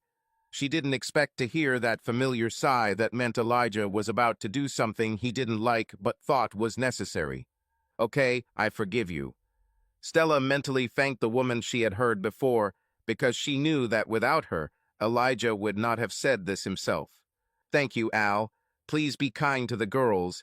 They will need you in the coming years. I'm sorry to put this on you, but you're the only one I can trust with their long-term safety," Stella said, hanging up before Elijah could say another word. "Okay, girls, take your bags," Stella said, opening the trunk and handing her daughters their things. "Mom, where are we?" Sel asked, looking at her mother as her little sister walked beside her. "Honey," Stella's voice trembled, which made Sel worried and her sister Abigail even more scared. "I brought you to Uncle Elijah's house. Elijah will be here soon to pick you up. There are bad people after us, and the only way to fix everything is to return what your father took from them. Since he is in prison, I will have to do it myself. Otherwise, they will continue to persecute us. Don't worry, Elijah will be here soon," Stella said, gently stroking her daughter's cheeks with her thumbs. "Don't worry, it won't take long, I promise." She lied to her children and herself so as not to burst into tears right there. Stella drove away from her daughters and two confused elderly people, heading towards her destiny. She prayed, if a sinner could pray, that her children would not mourn her too long, and that they would behave well with Elijah as they grew up. Her car's headlights pierced the darkness of the highway as she sped toward Chicago. "Al, everything will be fine. You're doing the right thing," Janice said softly, her rounded belly visible as they walked to the front door of Uncle Elijah's house. Although this was their first personal visit, they had already spoken on the phone several times after Elijah introduced her to the last remaining member of his family. Her own family, especially her mother, worried about her as if she were a porcelain doll. The nursery they had set up in the house they had moved into a month ago was full of everything a baby might need, especially diapers. Janice thought there were too many of them, but Elijah insisted that even more would be needed. "Yeah, you don't know these kids like I do," Elijah muttered, feeling Janice lightly pat his arm. "Well, think about it. We'll have little helpers when our baby is born," Janice said. She overheard Elijah's conversation with his ex-wife. She was ready to take care of the children until there was a family member who could take the girls in, although she didn't know how she would feel raising two girls who weren't her own. "We'll see," Elijah muttered, raising his hand to knock on his uncle's door. L. The aunt froze when she saw her nephew, who simply nodded to her before entering the house. "Oh, Janice, you're so beautiful, and your belly is already so big," she said, hugging Elijah's fiancée while he remained distant. "They're here, Elijah," Tom said, looking out of the doorway of the living room where he had been entertaining them since the girls arrived. Sel and Abigail hugged each other, silently crying in each other's arms, not knowing what would happen to them next. They turned their heads sharply, hearing the name of the man they once knew, and hoping that he could explain why their mother left them. Their hearts were beating wildly when they heard footsteps and the voice of an unfamiliar woman. Their bodies moved forward before their minds could stop them. Elijah looked to the kids, who had been incredibly mean to him for the past 5 years, as an anchor of salvation. He was surprised to feel them trembling in his arms. When his hands rested on their shoulders for support, they only pressed closer to him. "Get your things, we have a plane," Elijah said, looking down at the girls, who only nodded sadly. "You should see this," Tom said, taking Elijah aside and handing him a folder of documents. "I don't know what they've been through or are still going through, but it's something serious for her to sign over her parental rights to you," he added, noticing the surprised look on Elijah's face. "Is this even legal?" Elijah whispered, hearing Janice introduce herself to the girls. "Even though I'm a contract lawyer, I didn't notice anything illegal in the documents," Tom answered, watching as the awareness of responsibility fell heavily on Elijah's shoulders. "I know taking care of them is not what you wanted, given everything that happened. But no matter how they put this responsibility on you, you are now their parent, and you won't be able to ignore them without consequences." "She really is going to die," Elijah said quietly. He knew Stella. Although she was a terrible wife and person, she loved her daughters more than anything in the world. The transfer of rights to the children told him only one thing: she had no intention of returning. "Al, is something wrong?" Janice asked. She tried to make the girls smile, but they only looked sadly at the floor. Elijah did not answer, handing her a folder with documents, with which he entered the room and then approached the girls. "It looks like your mother has made me your legal guardian, so now you will live with me. I expect you to follow my rules. It's clear?" he said in a stern tone. "Yes, Elijah," they answered in unison. Abigail reached out and grabbed his pant leg like an anchor, needing support after a month of wandering. "Al, is this all true?" Janice asked in disbelief, unsure if it would be wise to take the girls into their custody. "Uncle said so," Elijah answered, looking at her. "You wanted a big family," he added with a slight mockery, directing the girls to the rented car. He had already bought return tickets when he paid for the flight to his hometown. "Not just like that, Elijah. I wanted you to start a family, starting with our children," she objected quietly so that the girls would not hear. "Oh, I can still do it," he said with a wide grin. "Then I'll keep your word," Janice answered firmly. "What will happen to us, Elijah?" Sel asked timidly, fearing that he would abandon them just like their father did. "When we get to Jackson, where we will live, we will buy you new clothes, beds, and register you for school," Elijah said. Although he didn't like how the girls were forced on him, he wasn't going to shirk his responsibility. He didn't want problems with the law. "Will she be your wife?" Abigail asked innocently. "Yes, I will," Janice replied, trying to look confident. This was not what she had imagined when preparing for the birth of their child. "Can you two help me with your little brother?" she asked with a slight smile, deciding that since everything had turned out this way, she should adapt. As her mother always said, Make do with what you have. I can do it, Sel replied, glancing at Elijah. I helped my mother when Abigail was just a baby, she added, squeezing her sister's hand tighter. She prayed that Elijah wouldn't send them to the orphanage. Is it true? Janice asked with interest, smiling at the 13-year-old girl, who nodded in response. Well, Uncle, Aunt, we're off, Elijah said, nodding to his relatives as Janice led the girls to the car. Call me if you find out what's going on, Tom said with concern. I just don't want whatever she was involved in to touch you. I'll inform you, Elijah replied, waving goodbye to his aunt and uncle as he closed the door to their home. Wow, is this your house, Elijah? Abigail asked, standing in front of the large house they were brought to. Yes, mine, Elijah replied, opening the trunk of his car as they returned home from the small airport where they had departed. You go with Janice, and I'll go to Walmart to buy you some air mattresses. Fine. Oh, buy me those chocolate pretzels flips. I think I'm getting a craving, Janice warned, to which Elijah just nodded. She smiled slightly as she remembered the nights when she woke him up from his sleep so that he would bring her what she wanted if it wasn't at home. Do you love Elijah? Sel asked, following Janice down the driveway as Elijah's car pulled out of their driveway. I love it. And you? Janice looked at Sel, who immediately lowered her head. Her heart sank as Sel dropped her bag and covered her face with her hands, bursting into tears. The girl was awake when her mother talked to Elijah on the phone, and she knew why her mother left, and also who to blame for it, her father.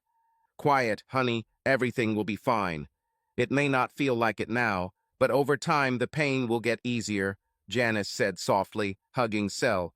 Her hand gently ran through the girl's hair as she wrapped her arms around her, as if she didn't realize she was doing it. Come on, let's go into the house, otherwise the insects will get ahead of us, Janice tried to joke, directing the girls to the front door. An hour later, Elijah returned carrying plastic bags.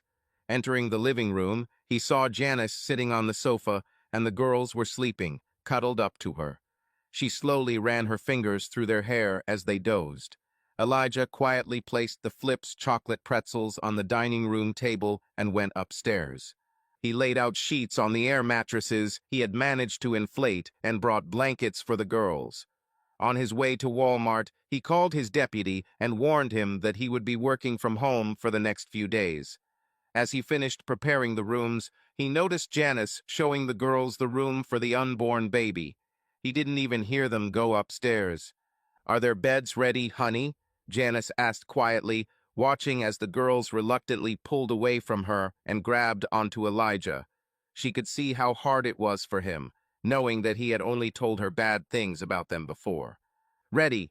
That's it. Go to sleep, Elijah said, turning off the light. Elijah. Abigail called to him, sitting cross-legged on her mattress. What? We regret everything we said and did. We know that words can't fix this, but I know that you were better to us than our real dad, even before he knew the truth, Abigail said honestly. Well, yes, I am a decent person, not a criminal, but it's nice to know that you can be polite. If you would like to move in with a relative, please let me know and I will contact them. If not, you know my rules. If you follow them, everything will be fine. If you want to redeem yourself, you will have to work for it. It doesn't come easy. Good night, Elijah said, turning off the light and closing the door. Darling, you know that we will have to find them a psychologist, right? Janice said quietly as he walked into their bedroom. Sel knows why her mother left them, she added, seeing how dumbfounded he was. She noticed him thinking about something. A barely noticeable smile touched her lips. She knew that under his rough shell was hidden a soft heart. Elijah headed back down the corridor. He should have noticed this sooner, given the way Sel acted. When he entered the room, Abigail had rolled over and Sel was lying with her face turned towards the wall. The girl propped herself up on her elbow, watching as Elijah walked around her bed and sat down next to Sel. He knelt down, his fingers gently brushing the hair from her face, and in the darkness their eyes met. I'm sorry you lost your mom, Elijah said quietly, causing a strong reaction. Sel immediately threw her arms forward, clasping his neck. Hot tears soaked his shirt as she sobbed, releasing all the pent-up pain. When Sel cried, Elijah wiped her face one last time, stroked her hair, and headed back to the bedroom. Stella was roughly seated on a chair. She voluntarily gave up her bag as soon as she arrived at the place that was indicated to her. Her gaze nervously slid to the side, watching as one of the man's thugs emptied the contents of her bag onto the table and fished out her wallet. "Tell her," ordered the man with a stern expression and graying temples. "Give me access and you can leave. As long as my money is there, you don't matter to me," he added indifferently. Stella held out the ATM card with trembling hands. "You have to understand, I didn't know it was your money.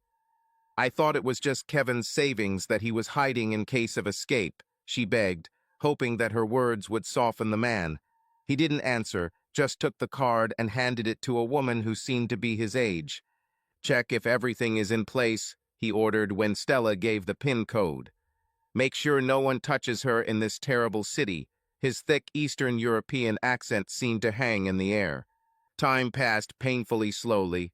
Every minute seemed like an eternity as Stella waited to see what would happen next. Suddenly, he picked up the phone and, speaking in a language unknown to her, threw out short phrases. "Clear. Take everything that's left, we'll find the rest," he said, ending the conversation. "Take care of her, make sure her documents are found," he ordered, rising from his seat and pointing at Stella before leaving the room. Stella accepted her fate, believing that it was punishment for loving that man and causing Elijah so much pain with her selfishness. "Elijah," came the tired voice of an older man on the other end of the line as Elijah sat in his office, looking over reports. "Yes, they found her." At first Elijah didn't understand who it was, since he didn't save the number of his former father-in-law. "Where?" he asked, seeing Janice turn in her seat and look at him through the window. Since the girls came to live with him, Janice has taken her role as a mother very seriously, and the girls have gradually begun to overcome the grief of losing their mother. He even helped Sel figure out which federal prison Kevin was sent to so she could write him a letter in which she disowned her own father for ruining their mother and said she never wanted to see or hear from him. Abigail did the same when Sel told her a softer version of the truth. "Not far from Chicago, I'll take her home. Will you bring the girls to the funeral?" Recalling the conversation with his former father-in-law, when Sel handed him the phone, Elijah said that he did not mind taking care of them if that was their desire. If not, he will make sure they find the place they want to go. However, this turned out to be unnecessary since Stella had no siblings. Her father's only brother died in a car accident in the late 1980s, and he was unable to care for two emotionally repressed teenagers. True, he promised Elijah that he would send money every month to help with the costs of raising them. "Sure, let me know when that is, and we'll come," Elijah replied, receiving an approving nod from Janice. "Thank you, Elijah. I know you didn't have to do this for them. Glad they can rely on you." "Honey, I'm leaving to take care of the children. Don't be late today. Remember, my parents are coming for dinner," Janice said, throwing the strap of her purse over her shoulder. "Okay, be careful. Tell them if you think they can survive this," Elijah muttered, blowing Janice a kiss, which she gladly returned. "Of course, honey. I will never let anything happen to our baby," Janice said gently, rubbing her belly affectionately before walking away, leaving Elijah alone with his thoughts. By 6 o'clock in the evening, Elijah returned home. Memories of when the girls were 5 and 3 years old came flooding back as Sel and Abigail rushed towards him. He stood there slightly confused as they hugged him tightly. Janice just stood there, smiling widely, as if they had been family all their lives. "Dinner will be ready soon," she said, returning to the kitchen. She knew the girls needed Elijah more than she did right now, and she would just like to kiss the one who gave her the happiness that grew inside her. And so, Elijah just stood there for a few minutes until the girls let him go, although they didn't go far from him all night. Janice didn't care at all. She was happy that they were getting closer again. They fixed what was destroyed. She knew Elijah didn't fully believe what they were doing yet, and she couldn't blame him. She didn't know anyone who could raise someone else's children after being lied to by their partner into believing they were his own children. Janice was determined to never put Elijah in the situation his now deceased ex-wife had created. "What smells so good here?" Elijah asked as he entered the kitchen, quickly followed by the girls. He looked down as Abigail took his hand, then looked to his right to see Sel sit down on a stool at the bar. "Remember that pork belly my dad gave me?" Janice said with a sly expression on her face, noticing how Elijah's eyes widened. "Are you talking about that piece that looked like uncut bacon?" he asked again, not understanding what piece he was talking about, since he did not understand meat, except for what he bought in the store. Besides, Sel and Abigail also had no idea what kind of meat it was. "It's about him," Janice nodded. "Are you saying that you prepared it?" Elijah asked, trying to hide his salivation. "I've cooked it," she said devilishly, with a sly twinkle in her eyes, opening the oven. The smell of liquid smoke, homemade sauce, and fried meat filled the kitchen. She noticed how Elijah had a hard time fighting the urge to drool, not to mention the growling of his stomach. "Sel, get the coleslaw out of the refrigerator, Ab." She preferred the girl's full name, although Abigail preferred her abbreviation. "Get the plates out and set the table." "And you, mister, come here and kiss your wife," she ordered, while the girls hurriedly began to run errands. "Wife? Was I drunk, asleep, or on something when we exchanged vows?" Elijah jokes, although he had no intention of denying himself the pleasure of kissing her lips. "Yes, we kidnapped you, tied you up, and Rick answered for you," Janice teased, smiling and placing her hands on his chest. "Now help the girls set the table while I lay out the meat and vegetables."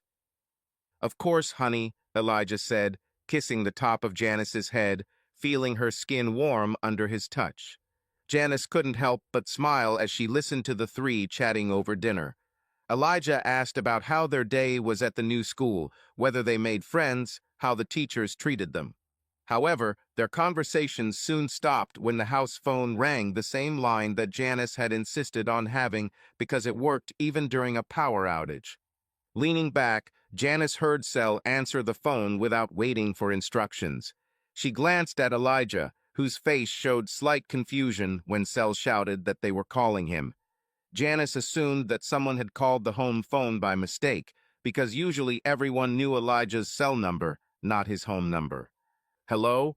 Elijah replied, picking up the receiver of his antique rotary telephone. "Hello, Elijah. How are you?" Desiree's familiar voice rang out. "Okay, just got back from work. Do you need to talk to Janice?" he asked, hearing metal utensils rattling in the kitchen. "No, it's up to you. I need to talk to you." "Okay, what about?" Elijah asked, feeling a little uncomfortable due to the unusual nature of the situation. "Jens and his friend are going hunting in the mountains, and I was wondering if I could stay with you for a few days while Rick and Stacy are on the road. Of course, we're just about to sit down to dinner. When will you be there? Is it true?" "We're almost there, no more than 5 minutes." Elijah just laughed, getting used to such sudden visits. He hung up.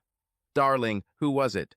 Janice asked, walking into the dining room with a platter of pork belly while Sel set down a bowl of green vegetables. "Your mother asked if she could stay for a few days while your father went hunting," he said. And Janice didn't lag behind, following him into the kitchen, where he got himself and Jens a bottle of beer, knowing that he wouldn't have to drive at night. "They'll be here in a couple of minutes," he said with a smile. He understood how close Janice was to her parents and was prepared for the thank you kiss she gave him. "Thank you. Mom always misses it when Dad goes on his hunting trips," she said, pleased with how Elijah accepted her parents.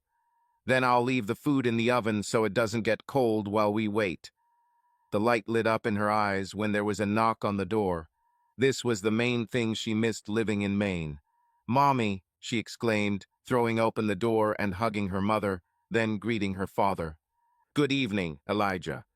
"Thank you for taking in Desiree while I'm away," Jen said, noticing how the girls stood shyly to the side as if trying to become invisible. "Good evening, Sel Abigail," he greeted the teenagers as Elijah and Janice picked up the remaining food. "Hello," they answered in one voice. "I heard you're helping Janice with her wedding preparations," Desiree said, trying to distract them from sad thoughts. "Do you mind if this old woman helps you too?" She smiled at the girls. "Of course," Sel answered politely.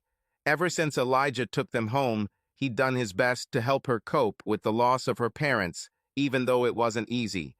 "Come on, everyone to the table, dinner is ready," Janice announced. Elijah moaned softly in pleasure, leaning back in his chair as the piece of pork melted in his mouth. He held onto the edge of the table tightly, savoring every bite. He knew that if he wasn't careful, he risked becoming old and fat. Janice didn't need to say a word. Her slightly smug smile said it all as she sampled the stewed greens. "Try it, Sel. If it's a little bitter, I can bring some vinegar," Janice suggested in a motherly tone, noticing how Desiree was watching her with approval. She understood that this, although difficult, would prepare her for motherhood when her child was born. "I added a little lard to make the taste milder," she said, ignoring how her father perked up at the mention of lard. Sel stole a glance at Elijah as he ate a portion of the greens and felt a hint of approval when he patted her on the back reassuringly. After dinner, Elijah helped the girls with their homework. Janice, looking at them from the other room, could not help but smile warmly. "How are they?" Desiree whispered, standing behind her daughter, watching Elijah, who was bending over the girls' notebooks, helping them understand the assignments. As much as possible in their situation, Janice answered, not taking her eyes off the scene in front of her. She was determined that she would help Sel and Abigail overcome their pain and not let the past break them. "We take them to see a therapist twice a week to deal with grief and feelings of abandonment. I hope this helps them." "It will help, I'm sure," Desiree said quietly, gently stroking her daughter's back. "I pray for them, and proud of you, Janice. You and Elijah did more for them than anyone could have expected, especially knowing what it's like for him, given their past. He is a good person." Janice smiled in response to these words. She understood that Elijah had to suppress a lot of anger and resentment in order to accept the girls into his home and care for them. A week later, Elijah stood at his ex-wife's grave, watching the metal coffin slowly sink into the ground. His hands rested firmly on Abigail and Sel's shoulders, pulling them closer as they cried inconsolably as they watched their mother disappear into the depths of the grave. Janice stayed home in Jackson because she was having a hard time with the long commute due to her advanced pregnancy. Elijah silently stroked the girl's shoulders, not knowing what words could ease their pain right now. He didn't want Stella to die, but he couldn't say that he was mourning her. Despite all his anger at her, he hoped that she hadn't suffered too much before she died. When everyone began to leave, only he, the girls, and his former father-in-law and mother-in-law remained in the cemetery. "Elijah, why don't you and the girls stop by our apartment before you go home?" Quentin suggested, putting his arm around his wife's shoulders. "Okay," Elijah answered briefly, looking at the girls.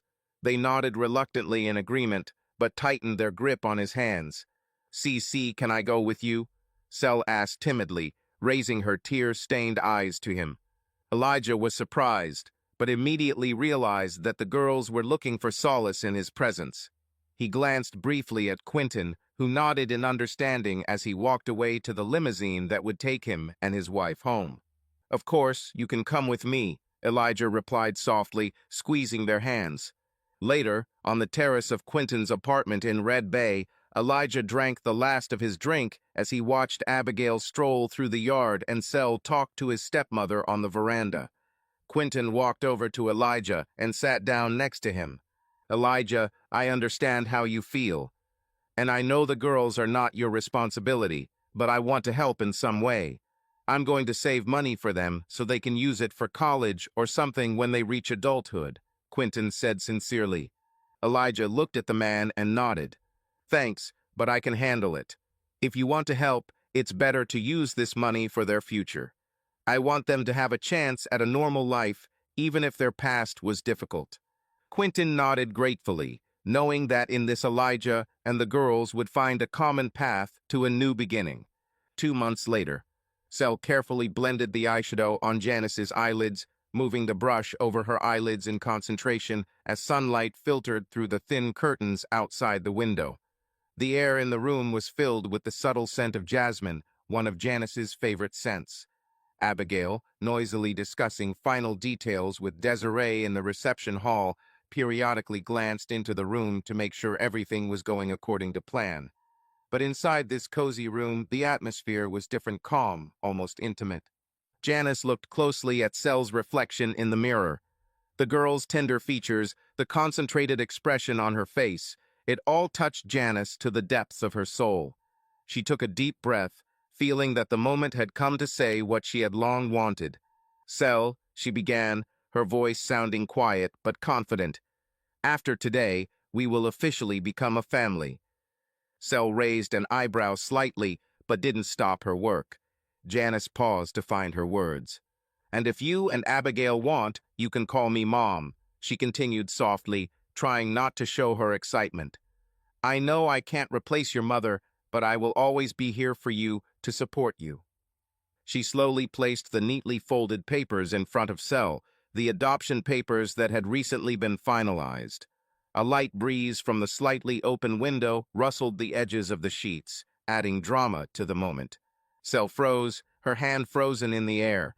Her shoulders tensed slightly, but she did not look at the papers. She just turned away, trying to hide her expression.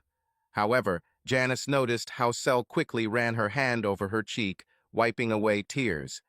No words were required, a nod, barely noticeable, but so significant was the answer for Janice. "We've got to go. The wedding bells are ringing," Janice exclaimed cheerfully, as if dispelling the touchingness of the moment.